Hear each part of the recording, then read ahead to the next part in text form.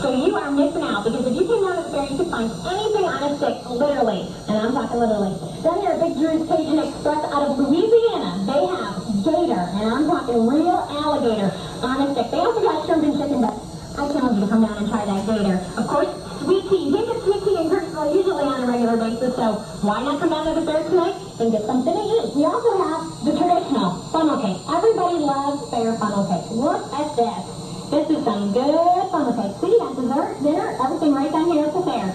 Coming up next, Brian will be here to tell us what to expect for this weekend. It's supposed to be beautiful. Students in the Health Sciences Department are working on projects that allow them to offer service to the people of Kirksville and surrounding areas. The class requires students to determine a need in the community and work with the YMCA, the Department of Health in Grundy County, and other area agencies. Her usual spot at the anchor desk to tell us more about the blood drive, and she's standing by live at Fairgrounds with more. Jody?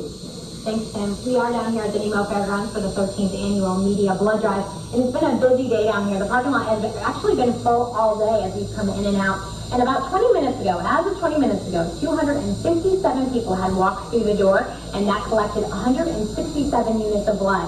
So that's pretty amazing. We were actually almost bypassing last year's record, but we still need 50 people to come on down to break this year's record. So if you're home today, come on down and donate some blood. We have until 6 p.m. Joining me now is Judy Lean from KLTE, right? That's right. Judy, tell me a little bit about your story. You were actually a person in need of blood. I sure was. On December 29th, I had an open heart surgery. Your source at 5 starts right now.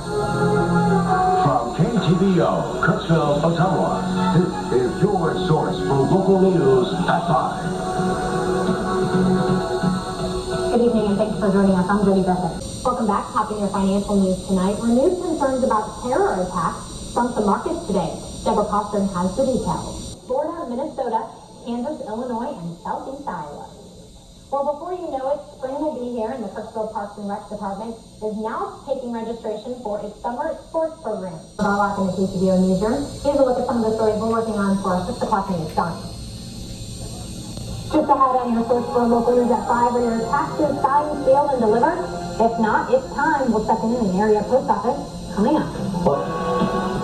Good evening, and thanks for joining us. I'm Jody Griffith. Most people come back from a spring break trip to Florida with a couple of beach trinkets and maybe a sunburn. The 6-year-old Evan Shoemaker from Leno Lakes, Minnesota has a lot more than that. John Crowman has more on the catch of a lifetime.